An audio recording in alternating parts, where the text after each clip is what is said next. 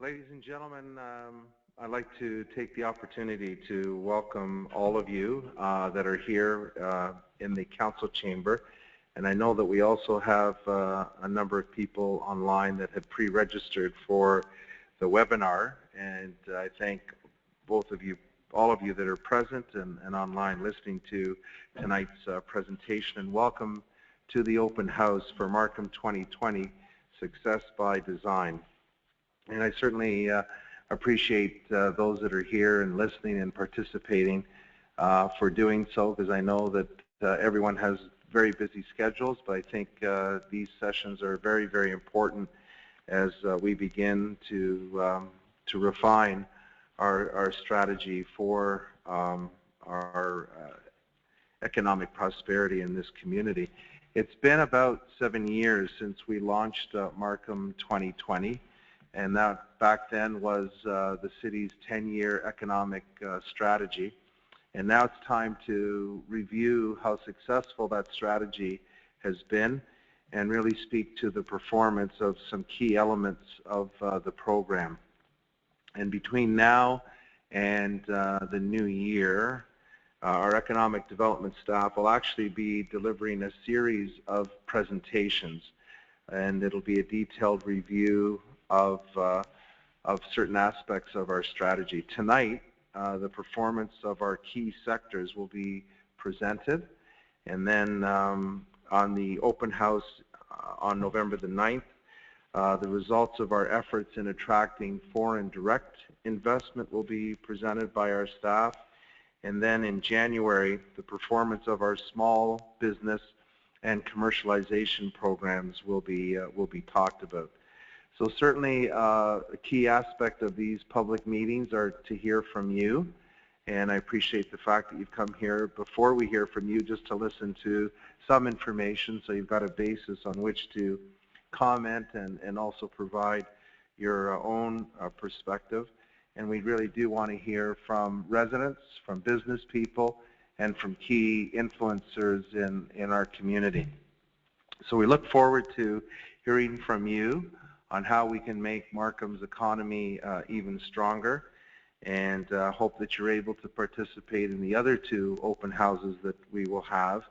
And for those of you that are unable to be with us here tonight, or if you prefer to provide some comment and feedback, you can do so at markham.ca/Markham 2020. And I'll repeat that at the end of the evening. So again, if you're more than welcome to certainly indicate feedback tonight, and if there's something you think about later on, you can certainly send it to us through that particular address. So needless to say, the world has changed a lot in the the past 7 years, and certainly some of those global influences have served us well in this community, and some we had to ride the storm, like many communities across the province, the country, and indeed around the globe. But I think when you see some of the results, our collective efforts have worked, and certainly there's more that we need to do. Just like when we launched this strategy back 7 years ago, the whole premise was, as much as we were calling ourselves Canada's high-tech capital, we were not going to rest on our laurels based on the companies that we had attracted so far, that we wanted to actually expand the scope of industries and businesses to our community. And there were some key sectors, again, that'll be highlighted, and you'll see how far we've moved the yardstick with those key sectors. And then, of course, there's been some real effort on our part to market global Markham around the world, and to use the resources and network of people who've come from other parts of the world to further strengthen our position. And certainly the announcement of York University in the city of Markham also is a significant announcement that will assist us in not only reaching some of our previous goals, but I think it allows us to add some new goals to our strategy moving forward. So with that, again, thanks very much. Thanks to our staff, Director Stephen Chait, who's here at the front. and I'm going to wait for the presenter to be more formally introduced, but I also want to thank the entire team in the Economic Development Department and also to our partners. If we have success, and I've said this about the many things that we achieve in Markham, but it certainly holds true with our economy and our economic growth. If we enjoy success, it's because we have amazing partners in the community that we do work with, and we don't do it alone. We can't do it alone, in fact, and you've been a key and integral part of the success here in the city of Markham. So with that, I'd like to hand it over to our chair of our Economic Development Committee, Ward 8 Councillor Alex Chu. But before I do that, I actually want to acknowledge Regional Councillor Nirmala Armstrong, who is here as well, and Ward 6 Councillor Amanda Colucci, who's here, and Ward 7 Councillor Logan Kanapathy. And I know that there's also other meetings within this building and across the city that involve some of our other councillors. So we go where we need to be, and you never know, we might see a couple of others join us here this evening as well. So please welcome Councillor Chu, the chair of our Economic Development Committee.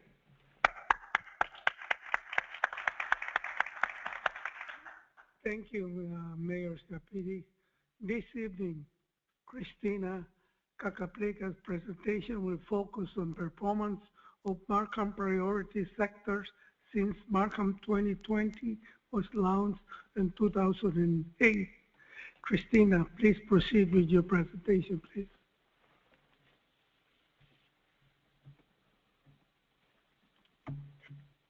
Good evening, Mayor Scarpitti, members of council, and members of the public.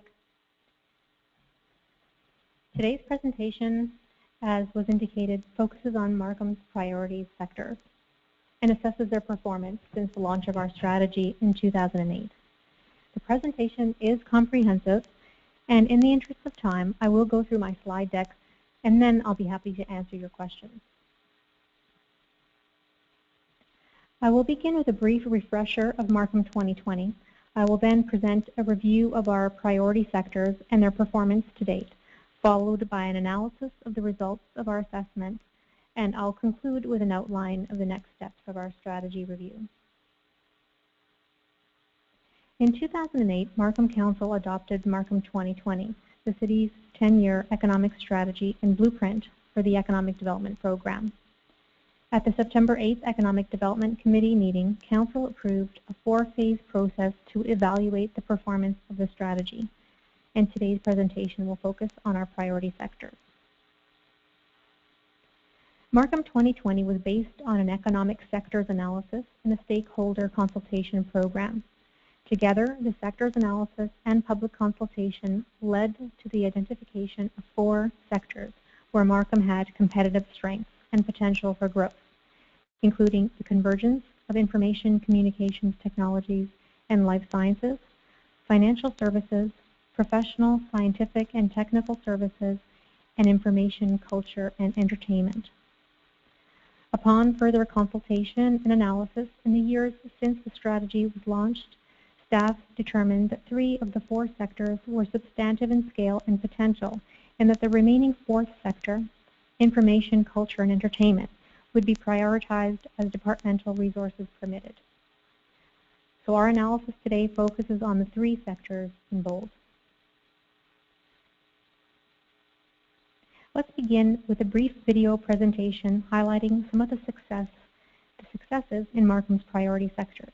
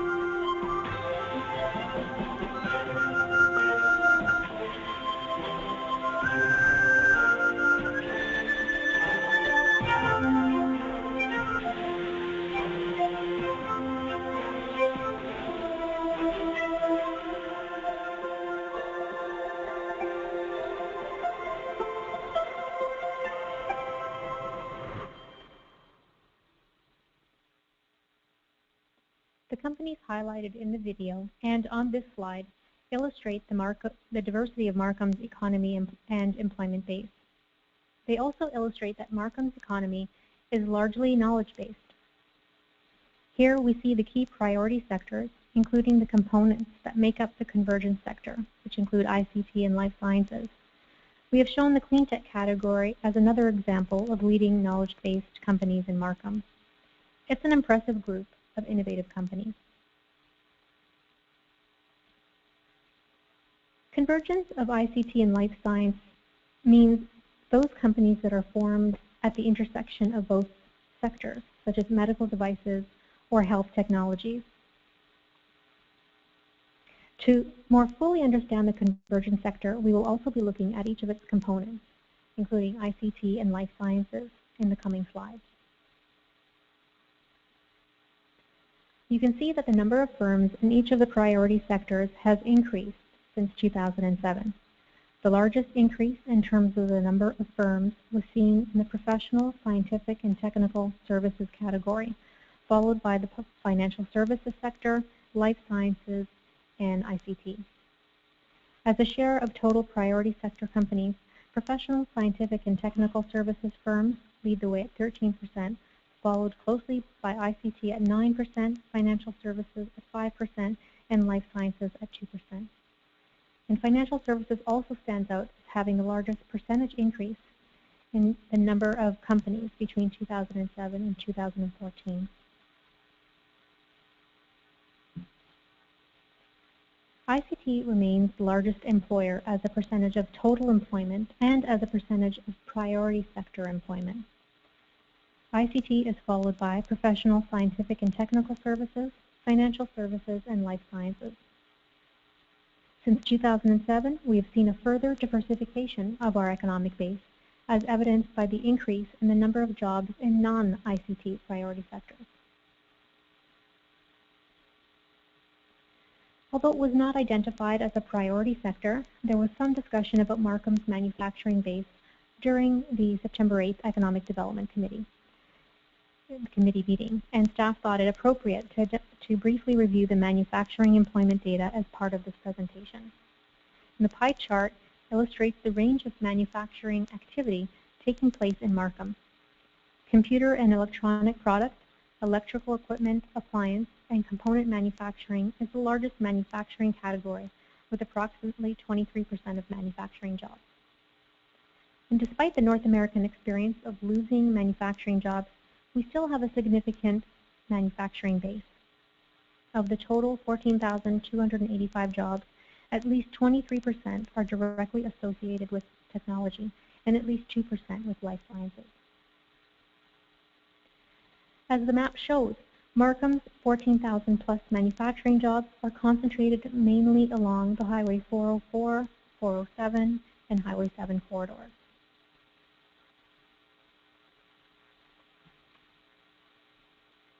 The next set of slides will focus on the labor force distribution of priority sector employees. The data reflected in the maps is based on a sample of employees working in each of the priority sectors. There is a lot of information on these slides. I would like you to focus on the blue dots, which represent where employees live. The concentric circles represent 10-kilometer radius increments. You can see the data show that the majority of priority sector employees working in York Region live within a 20-kilometer radius of work. The data also show that for all priority sectors, Markham is the #1 York Region source municipality of workers, and second only to Toronto in terms of GTA workers for all priority sectors. And this is true for ICT, which is shown here, consulting engineering, and finance and insurance. The previous slides illustrated where priority sector employees live relative to their workplace. We'll now focus on the location of priority sector employers within the City of Markham, beginning with the convergence sector.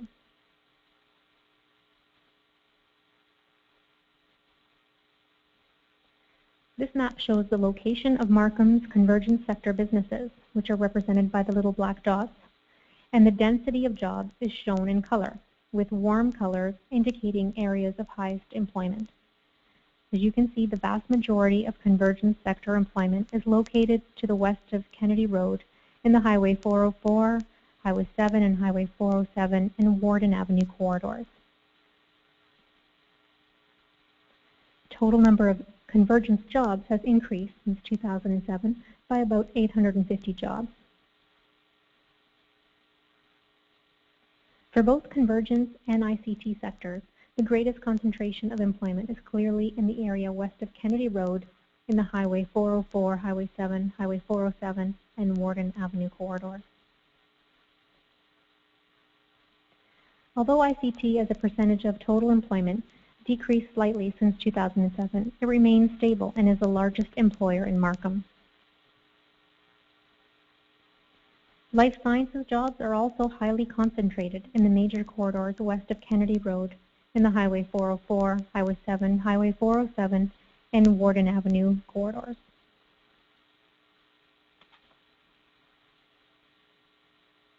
Life sciences employees grew by approximately 3,000 jobs since 2007.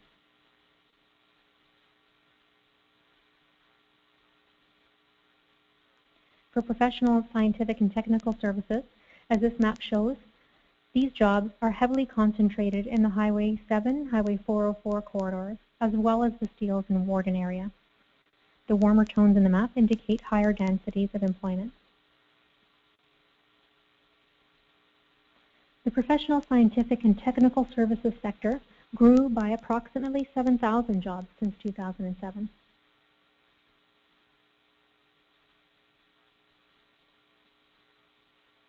For financial services, this map shows the highest density of financial services jobs are concentrated in the Warden, Steeles, and Highway 404, Highway 7 areas, with a growing presence in the Highway 48, Highway 7 area.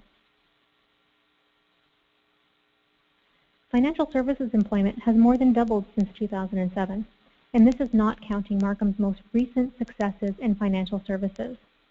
Significant investments, such as Aviva in Markham Center and TD Insurance, which is occupying half of the old Amex property, are moving into Markham in 2016. So how has Markham changed since we launched our strategy in 2008? What can we conclude from all the data we have shown today? First, it's appropriate in our examination of Markham's priority sectors that we describe how the economic context has changed from 2007 to today. This slide reminds us of our strengths, weaknesses, opportunities, and threats at the time the economic strategy was undertaken. In 2008, our strengths included a community with significant growth. We had very skilled, highly educated workforce employed mainly in knowledge-based industries. We were a very diverse and multilingual community. We had low taxes. There was a positive perception of the city among people in the business community. We were seen as friendly and inviting to newcomers, and we were known for our strategic collaboration. Some of our weaknesses at the time included a lack of affordable housing, a reduction in manufacturing, perhaps due to lack of suitable serviced employment land and increasing operating costs, and also the absence of a university and commercialization hub. Our opportunities were identified as the increased diversity of the housing stock that we were adding to attract and retain a wider range of workers. And growth of our key sectors was also included as an opportunity. Threats included lack of available land for development and a lack of accessible, regionally and locally connected public transportation. That was then, but today, our strengths include, again, a community with significant growth, a skilled, highly educated workforce, a diverse and multilingual community with a positive perception, and a friendly and inviting community to newcomers. And we still have maintained very low taxes. Adding to those strengths, we have more strategic collaborations now, especially with our ethnic chambers, as well as with organizations like Venture Lab. And we've developed the Markham Convergence Center, which is our business hub in Markham. Our weaknesses: the lack of affordable housing and rental housing is still something that we're working on. Sustainability of manufacturing and an ability to attract the millennial workforce is also something that we're looking at. In terms of opportunities, of course, the announcement of the new York University campus in Markham. Construction of apartments and townhomes and the emphasis on mixed-use neighborhoods such as Markham Center, the proposed Buttonville Airport redevelopment are an opportunity.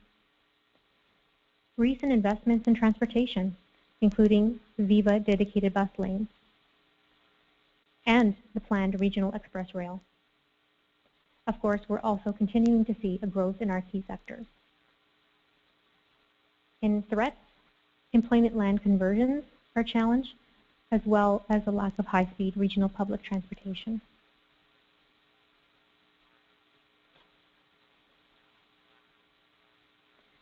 So some observations we made. As you saw from the maps earlier, the employment concentration is strongest in the Highway 404, Highway 7, Highway 407 corridors, and there's an opportunity to brand this area as a major business hub. Transportation infrastructure and amenities are important to retaining and attracting business and employment. We have a constrained supply of prime employment land, suggesting we need to protect against future employment land conversions. The York University campus in Markham will help us address weaknesses identified in 2008 and the 2015 SWOT analysis. The university is an attractor of and a pipeline for a young labor pool, and will be a catalyst for innovation through its strategic partnerships with companies in the region.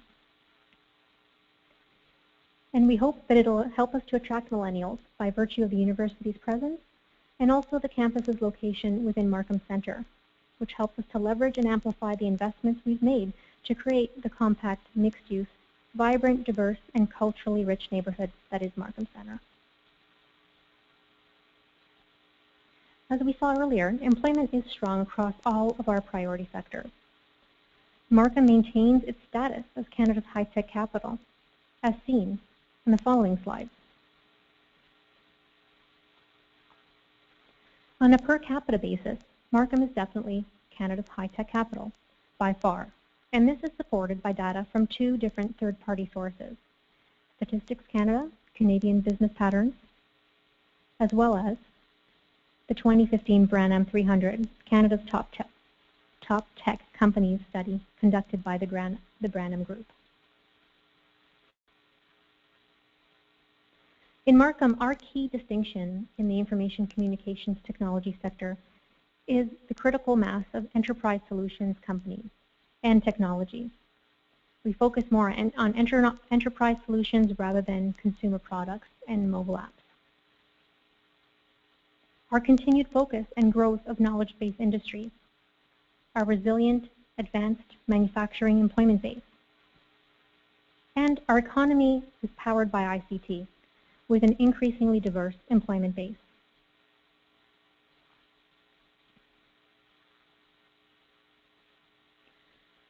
This figure illustrates the role of ICT as an anchor employer in Markham, but also as an important enabler of other industry verticals.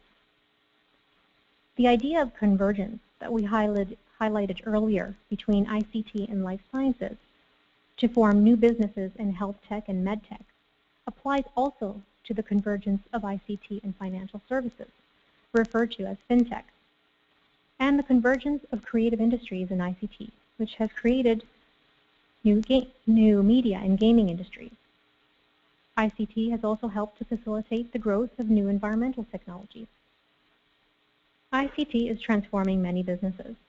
Transportation and logistics is another one, whether it's freight and logistics or autonomous vehicles and ride-sharing apps. Indeed, ICT is not merely enabling new industries, it is disrupting traditional ones. This is the new context for economic development and for communities around the world as we seek to ensure our cities continued prosperity. This concludes my presentation. The City of Markham will be synthesizing our findings over the coming months, and we'll be presenting our final findings and recommendations to the Economic Development Committee in June. Before we go to questions, I would like to invite you all back here in November, and as the Mayor said, you'll find all of the dates and information at the markham.ca/markham2020 URL. Sandra, my colleague, Sandra Tam, in November will be giving a presentation focused on multinational companies and foreign direct investment in Markham since the launch of our strategy in 2008. So I urge you to visit the site to find out more information and also to register for that event. There's also a feedback questionnaire on our website, so we would appreciate it if you could take the time to fill that out. And the feedback we collect from the participants, yourself, will also inform our final recommendations. And we'll now take questions from those in the audience as well as those joining us via webinar. Thank you.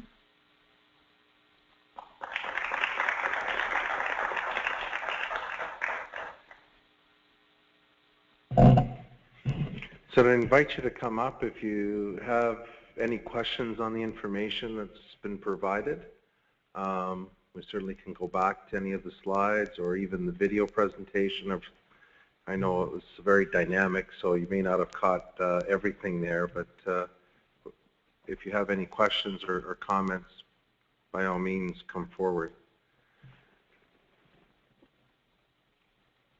Don't be shy. I know some of you have some feedback. Oh, we have a microphone available, so you don't even have to move. It will come to you.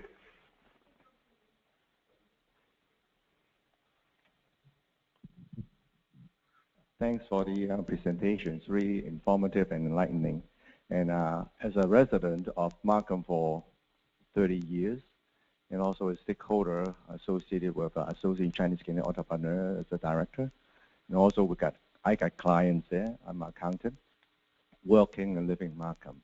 I think this presentation is really, really enlightening. And I was talking to Mr. Stephen Chait, the director. There's so much thing I don't know. I only thought find it out in a hall. Several questions I have here. Since it's information gathering to do our finding later on. All those initiatives have a great, and I think we will be make Markham greater and greater, Mr. Mayor. How much do we link to tap into the resources of this new federal government? Because the new federal government saying they run a deficit budget to finance infrastructure, innovation, that kind of thing. Of course, it's so new thing there. But this process, we talk about 2020, do we have some kind of thoughts taking advantage of this federal government since they prepared for more money, infrastructure, innovation, which we are the leader. I was talking to Stephen Chu. I'm surprised in the Indian manufacturing with a #2 link with York region within Canada. That's something that I never know before. So the strength we have there. So first question is, how do we link to tap into this federal budget or the money there to do great things? One thing I never noticed before about a convergence center, commercializing the great idea there. And the first time I noticed is IREC got an office there, convergence center. Just today I found out. So we have great company, great idea through convergence center, can do a lot of things there, make the product, make the research, especially we have university coming up there, to make it commercialized, then we can create jobs, employment, and everything. So I think that area was definitely can be expanded, convergence center in that sense. So that's my 2 cents for follow-up at this moment. Thank you. Thank you, Wilbur. Thank you for those questions. I'm going to tackle the first one, and then I'll let staff deal with the second one. I can just tell you that we have been actually quite fortunate here in Markham in that we've had support from various federal governments. And I have to say that we've had, over the last number of years, certainly support from our local MPs and the federal government in relation to infrastructure, and we've seen certainly the tangible results of that. So I thank those members, and I've had a chance to speak to some of them and indicate our thanks to them, because they worked very closely with us. And I would say that I have that same level of expectation from either representatives who've been re-elected or just elected that are now representatives of the current federal government.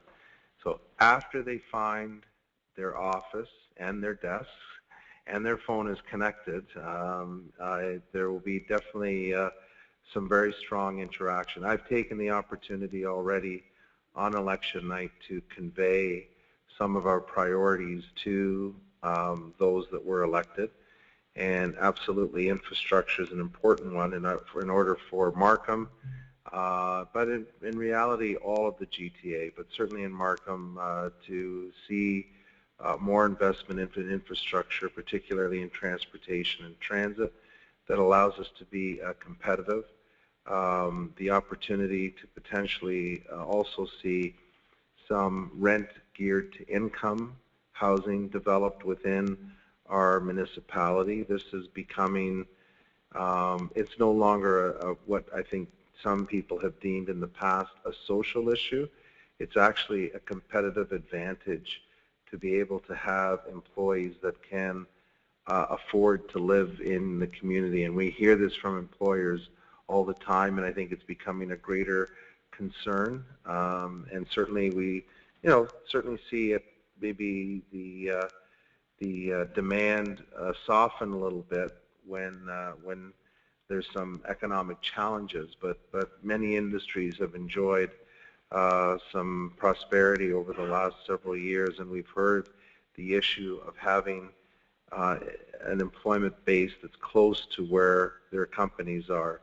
And so I think the two issues, both transportation and housing that is geared to income, are two ways that we can help employers certainly push that agenda with the federal government. And I know that in terms of the platform, the government that the party that was elected had the largest identified dollars when it comes to infrastructure. So as I've said, I've indicated some of the local needs on election night before some people got some sandwiches off their plates. I was able to talk to a few people and very quickly highlight, but we'll be following up. And the other one as well that's an important one for us, I don't remember the envelope right now, but Prime Minister designate Justin Trudeau also announced an innovation fund during the campaign, which I think suits Markham very, very well, because we have one, the companies that are here, two, the partners that we have within our community, and the academic partners as well with York and Seneca here, and of course our own venture lab. So we've expressed those very strong interests. We did during the campaign, and certainly, as I said, once they know where their desks and telephones and computers are hooked up, there'll be more discussion. Then we, to be honest about it, to some degree also have to wait for the throne speech and a budget as well, because quite often the details of the priorities and the programs will be articulated through both the throne speech and, more importantly perhaps, the budget, because that's where there's money to that speaks to those priorities. So maybe I'll let staff deal with the second question that came forward. Thank you, Mr. Mayor. I'd like to just supplement some of the things that you were observing, and quite correctly. So first of all, I'd like to acknowledge on behalf of Council and the Mayor that the Association of Chinese Canadian Entrepreneurs, the ACCE, has been a pivotal and valued part of our success over the last 7 years of this strategy, and I thank Wilbert for being here and representing the ACCE. In terms of our expectations of the new government, we already are confident that this new government shares a similar vision in terms of our future prosperity. Both what's good for Canada will be good for Markham. And so their transit agenda is very much an urban agenda, and one that our mayor and council have been leaders in terms of envisioning Markham not as a suburban successful community in an American style, but a true Canadian success story that is very much tied to and complements the Toronto market. And so with that, we are seeking an assurance from the new government that they will invest their infrastructure money in projects that are of importance to our economic future. And certainly the subway extension on Yonge Street is very much part of the ask and the interests of our community. But in the near term, their participation in what the mayor has referred to as the RER, which is the rapid electrification of the GO lines that serve Markham so well, something that Premier Wynne has been championing. We'd like to see that happen quickly and in an impressive way that all citizens of Markham and those who choose to work and have the opportunity to work in Markham can benefit from. In addition, this government also speaks to the knowledge-based community, and both in his own life and career, the new Prime Minister really understands and has a feeling for what it means to be competitive based on knowledge and excellence. And we're blessed in Markham to have one of the best colleges, post-secondary institutions in Canada, Seneca College, and I thank the Vice President Academic, Joy McKinnon, for being with us tonight. The success of Seneca College and the continued success of York as it embraces Markham as a new campus will have everything to do with federal participation. So we'll be looking for the federal government to make strategic investments in both the college and university in programs that help to commercialize research and excellence. Excellence of the students, yes, but also help to make excellent businesses and give them the support that's so necessary to our competitiveness. And the last piece, and one that will be elaborated further in our next presentation on November the 9th, is our role as a global community.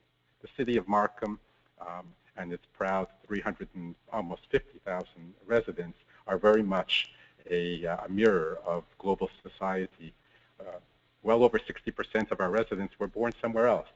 And so it's not surprising that our future prosperity has a lot to do with keeping those connections to other people's homelands and to turn those familial links into commercial and employment and wealth-creating links. And we believe that this government understands the importance of Canada on a world stage, and that they will be supportive of Markham in our efforts to build stronger and even more rewarding commercial connections. And one of the first decisions that the new government will be asked to do is to ratify a funding agreement that was achieved by the now outgoing federal government, together with the province, to fund a new economic agency for the whole Greater Toronto area, including Markham. And that agency is scheduled to come into being in January. And we would like to hope, and we feel confident, that it will debut strongly. It will be given a mandate that really speaks to the world stage, and that it will understand that the city of Markham doesn't just want to be served, but it wants to be a player. And we won't stand still for anything less. I hope I didn't offend anybody. Mr. Mayor, is a fair reflection of what we want? That's great. Don't anything at you, so we're good. I'd like to go to a second question, one that's actually online, and then we'll return to those who are here. You might be interested in knowing that we have 14 residents. Some of them may be non-residents of Markham, but who actually are participating in this webinar. And one of them, Mr. Brian Cross, has asked a question, and it's a technical one. Brian asks, when will Steeles Avenue be expanded? I don't have the answer to that, but I would suggest that maybe the Commissioner of Development Services, my colleague Jim Baird, might be able to address that. Jim? Maybe do you want me to start, Jim, or are you? I was just going to say it'll be done in segments.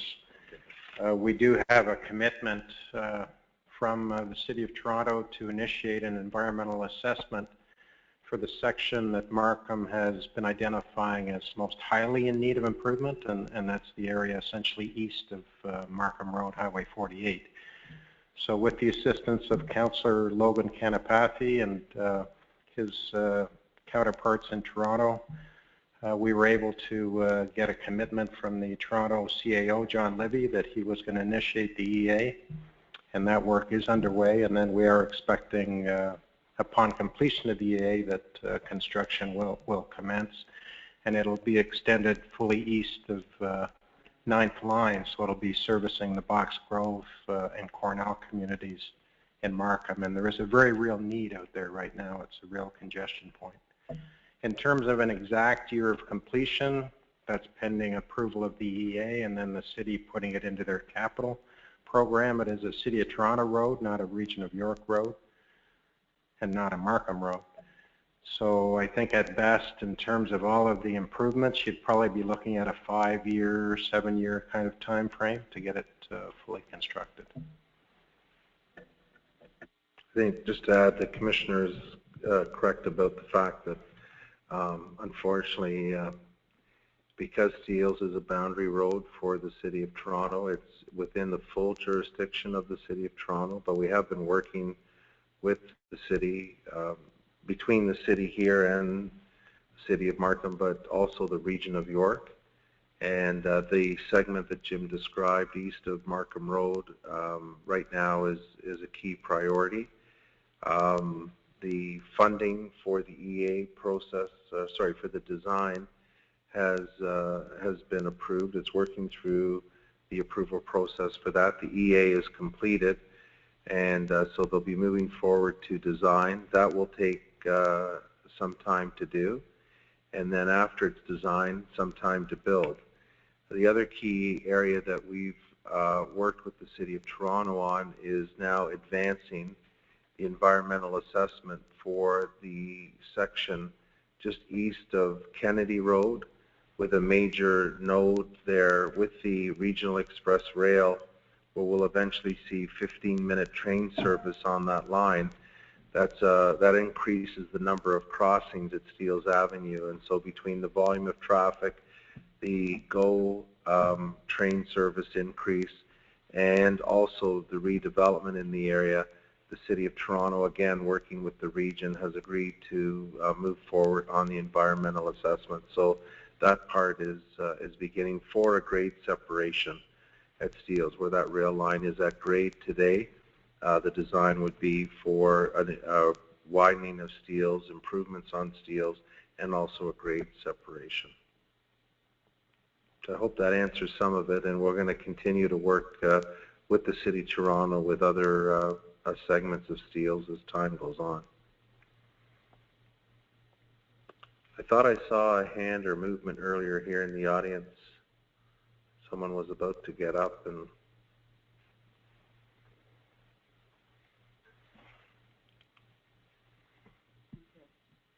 Good evening, Mayor Scavietti, councillors, and everyone. Hello, everyone. My name is Susan Wong. I am in the business of real estate, so that's why my questions tonight will be surrounding real estate questions. The first one is regarding the coming of York U, the new campus to Markham, which we're all very excited. It's a welcoming addition to Markham and Markham Center.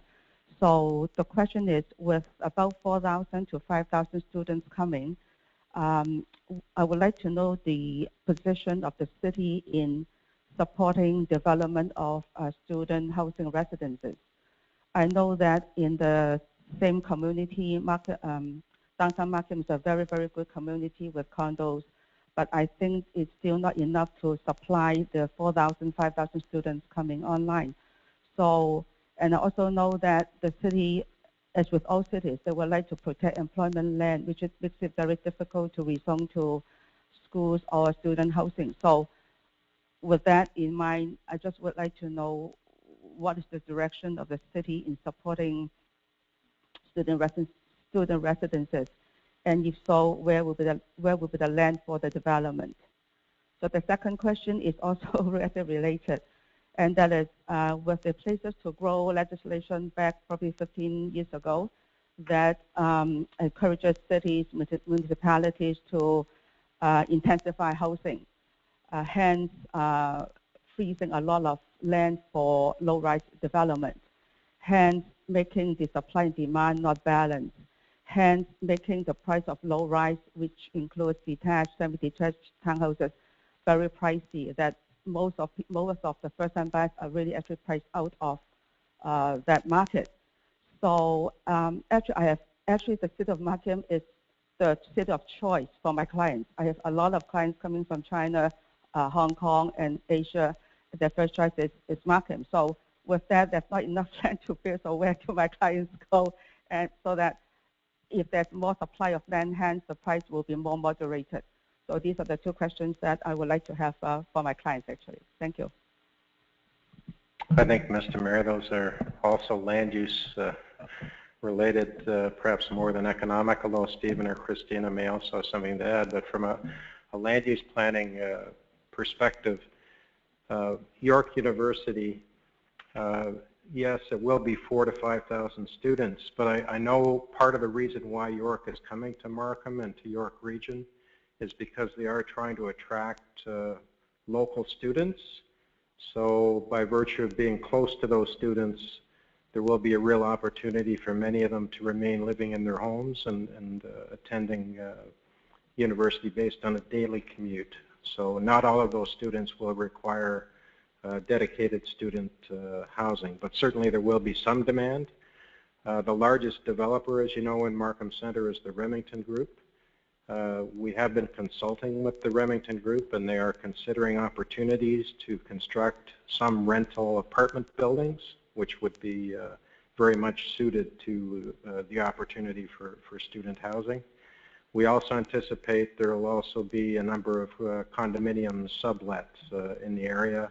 We've heard that as a result of the university announcement, condo sales were doing much better in recent months in Markham Center. So those are all part of the solution, but to the extent there is a demand for dedicated rental accommodation for students, I think purpose-built within the Markham Center area is the right way to try and address that most directly. Places to grow, as you know, Markham amended its official plan in 2014 to address places to grow. We did identify opportunities primarily for growth through intensification.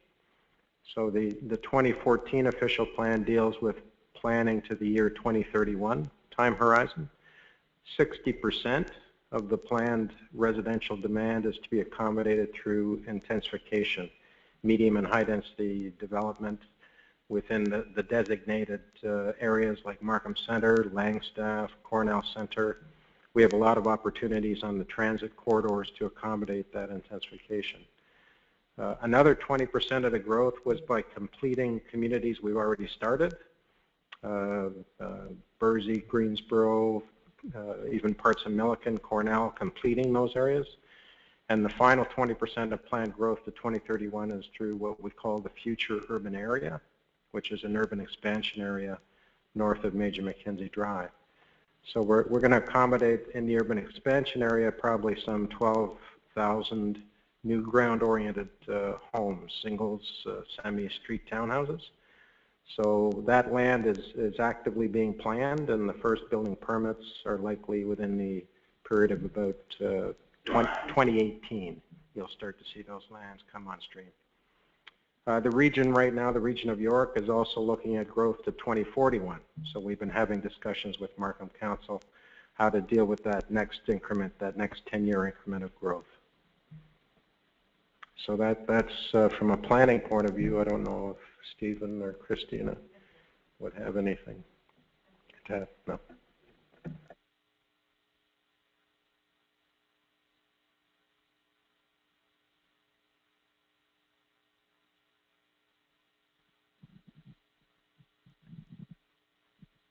Hello, my name is Amanda Kelly. I am a 2-year resident of Markham. So relatively new. I'm also the business community librarian with the Markham Public Library, so I have occasion to meet many of our wonderful business people across the city and to work closely with this wonderful team here. I have a question about a few things that were mentioned here and themes that I come across while interacting with our community. So being a recent resident to Markham, one of the very first things that I identified is the amazing, incredible diversity that we have here and what a strength it is to our local economy. And knowing that the cross-pollination of ideas, people, as well as organizations is really a prime catalyst for innovation and disruptive thinking, and seeing how we have identified this major corridor in ICT, especially the 404, 407, Highway 7 kind of area. Something that I hear a lot from the businesses I work with in the Markham community is the feeling that they operate really in silos, like kind of in isolation. There are other organizations we know from the stats that operate in very similar fields, but they feel for some reason like they're on their own. They haven't met other organizations who are doing similar things to them. They don't know who to connect to throw ideas around or to support each other. And I'm wondering if you can speak to any strategies or approaches that you've considered or implemented to kind of connect these groups and to really foster innovation and disruptive thinking in various priority sectors. Thank you. Amanda, thank you for attending tonight, and thanks for sharing your observation, both as a new resident and as a practitioner who interfaces with businesses. And I know of your work, and it's been very well received in the community. Your comments about silos and feeling a lack of belonging is a very, very important consideration, and could become a source of threat or even weakness in our strategic thinking if we don't take it into account. I'm pleased to say that although you're signaling a fact that we haven't yet been as successful as we'd like to be, because I hate to hear that some companies don't feel a sense of belonging or a connectedness.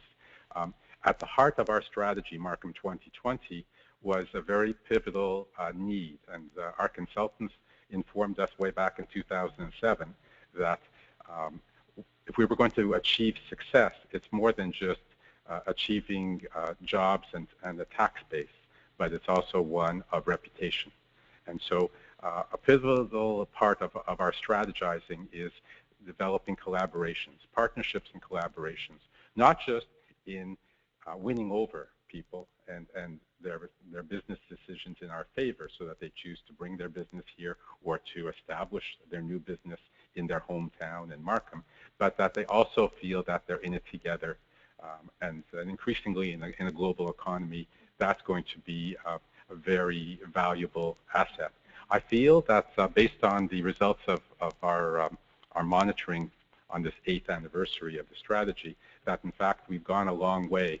Witness the fact that tonight not only do we have the presence of one of those very important and emerging connectors, that's the ACCE, but the Markham Board of Trade has helped to promote this whole program and has an organization that's gone from being 800 or 900 members to in excess of 1,000 members. We, as a city, we help to support, both through our efforts and also through sponsorships and subscriptions, at least a dozen different business associations.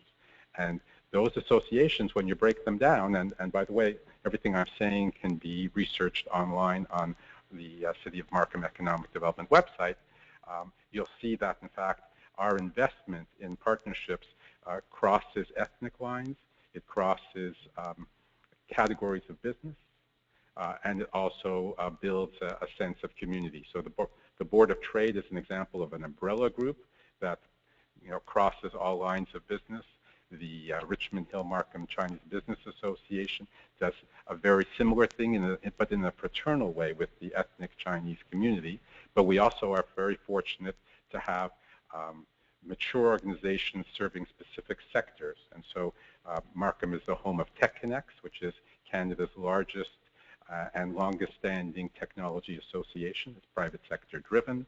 We're also the home of several business associations that are specific to exporting, importing, and on the education side, we help to foster collaborations both in terms of research dimensions, but also in terms of recognizing that students need opportunities to be able to have platforms to showcase what they're capable of doing and achieving success in the business world. So I take your point. It's something that we must probably put some numbers to. So the fact that you're signaling that there is still something of a lack of take-up or of affinity, albeit it may be a minority of people, but it's still there, is something that staff will take very seriously, and we should look into seeing how we could be even more effective in connecting those companies and also listening as to what they're looking for in terms of the networks they'd like to participate in.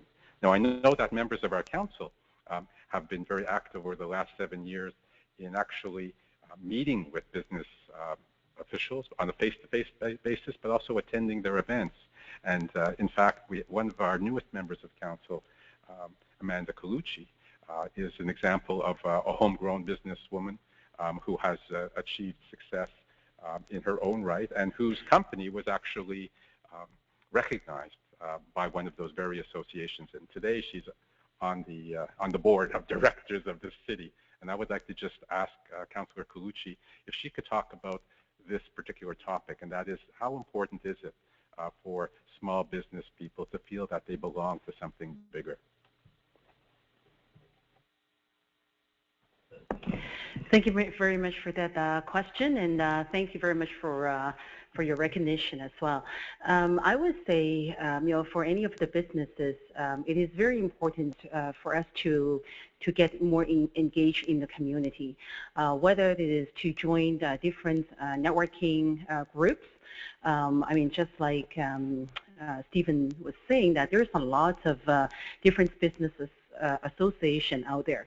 But I think, other than joining a business association, I think, the way that, we actually giving back to the community is a great way to feel being part of this community as well, right? So take myself as an example. When I have, or when I was still running the business, I'm not running the business now, but when I was running my own business, I actually donated cleaning services to people with cancer. And it is a great way for me to feel being part of the community, and also to volunteer at Markham Stover Hospital. That is another way to kind of get connected with the community, so that you don't feel an isolation, that you're just there to make money, right? And then the other way that you can also feel being part of this community is in a way of you can even help other businesses to give them some kind of a coaching or mentoring, not to mention about students as well. So when I was on the board of directors for one of the business association, I actually often spoke at Seneca College and also Centennial College to share my own experience. So that way, you're actually not only expanding your network, but also to provide further support to the community. And often, you would also receive the same thing from other more mature businesses as well. For the information of those in attendance and who might be listening to the webinar after this evening, please put in your calendars that in January, the manager of our Small Business Center, Don De Los Santos, will be speaking about the experience of small and medium-sized businesses in Markham, and he'll be looking into this very topic. So thank you, Amanda. Do you have any other questions? I don't want to lose this point, because I think it's an important one on a couple of different fronts. And so I think associations obviously are important, and the networking. The reality is, though, when you are a small entrepreneur, the amount of time you have isn't a lot when you're running your own business, and I think some of them are finding it actually quite challenging, even getting out to some of the, you know, I'll call sort of standard networking opportunities that exist. So I'd like for us to consider whether it's through social media or other resources that we have, because I think you can develop that network quite easily. I know that I get added onto groups. I don't know how they do it without my permission, but I get added onto groups on Twitter all the time. The next thing you know, I'm part of XYZ group, and that's fine. I know I have the option to remove myself, but I think we need to, through our Economic Development Office, be the initiator of some of those things, because it's interesting how, you know, whether you have the association or not, and I think, you know, Wilbert's first comments about, geez, I'm here, I belong to the association, and there's things I didn't know tonight, you know, that you heard for the first time. And so it's interesting, and maybe we're overwhelmed with all the information that we get in different corners of the world, but it's interesting sometimes the very people that we think we're interacting with on a regular basis have not appreciated what is available, what's happening, and how they can take advantage of what it is that we're doing. So I think it's an important aspect, certainly from the business community. And then there's another one in terms of connectivity that I know I've spoken to Stephen about before, and there's a stronger interest now from some of the public school trustees as well. I personally find it now, having you know, some kids who've gone through the school system, I find it particularly frustrating that and we don't do it that well, or as well as some other jurisdictions around the world, where we give young people the opportunity to gain access to particular careers and give them exposure to it while they're in high school, before they determine where they're headed to in post-secondary education.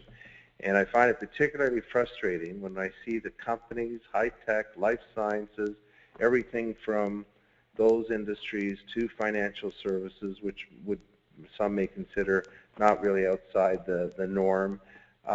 They're all here in our community, and our kids go by those buildings every day, and they have absolutely no clue what's happening inside those buildings. They might as well be living somewhere else outside the GTA, because they don't have access to it. So I know we have the Take the Kid to Work Day, which, you know, is a bit of a shock, I guess, when they find out their parents do go to work and what they do. I often ask kids, what do your parents do? And it's interesting sometimes the answers I hear.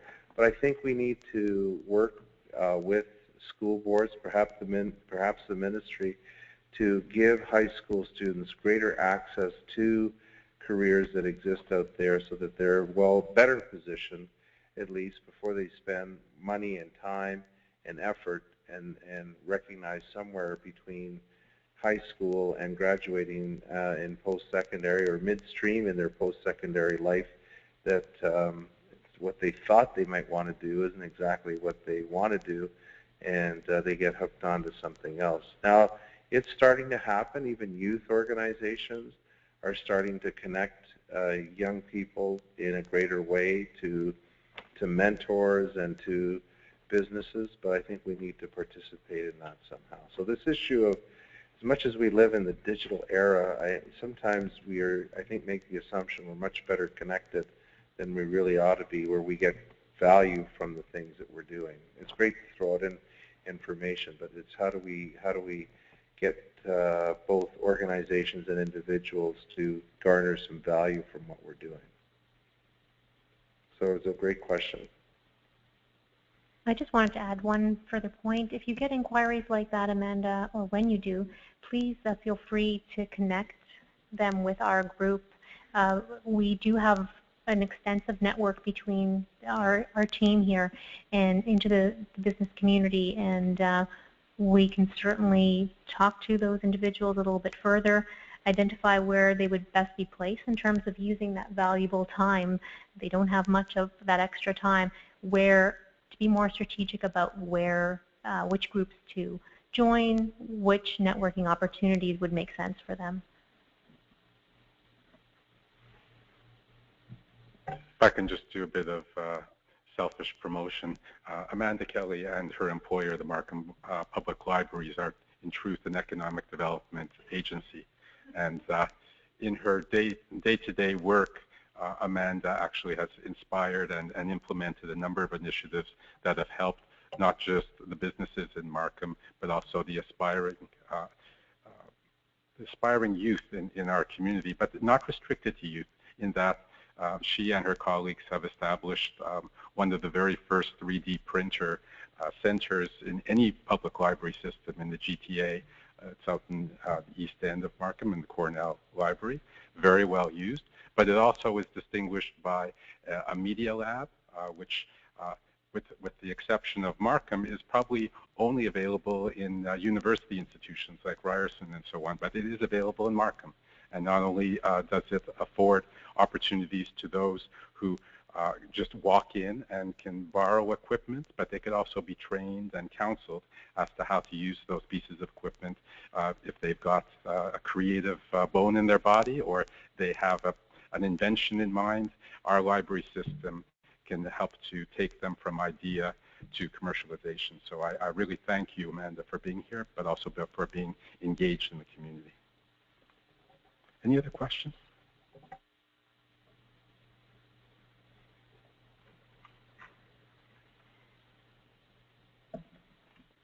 There are no questions, and I don't think there are any questions via webinar at the moment. Mayor Scarpitti, would you like to make a concluding remark? I'll be very quick in case there's an opportunity where people want to talk one-on-one with our staff. And just remind everyone, we do have 2 more sessions coming up. And certainly was referenced to Stephen for one of them on the small business and commercialization. And there's also another one in January. Sorry, that is the one in January. The one in November is the foreign direct investment. So again, with the partnership and collaboration of many in the audience, and I think some of those might be listening in, there's some pretty impressive results when you take a look at the results of FDI here within the city of Markham. Then there'll be a more larger session at the Markham Theatre in April. So I invite all of you to, there's 2 places you can go. I'll give you both. www.business.markham.ca to complete the feedback form and certainly to register for those other events. And you can also provide feedback at markham.ca/Markham 2020. So either one of those will work. And again, I thank you for coming out. And I've used the opportunity while we were talking to also get some of that information out through social media. And I encourage all of you to do the same. And let's broaden the conversation. This certainly is about today, but it is about positioning Markham for future economic prosperity and making sure that we're prepared and well positioned and taking advantage, hopefully, of all those federal dollars that will come in for infrastructure and other programs that will assist us in reaching our goals. So thank you very much for coming out. Thanks to those, again, that are listening through the webinar. And certainly we'd love to hear your feedback as well, to hear how that all worked for you. Hopefully it did work very well. And hope that those that are listening in will also participate in our future sessions. Thank you very much, everyone. Appreciate you being here.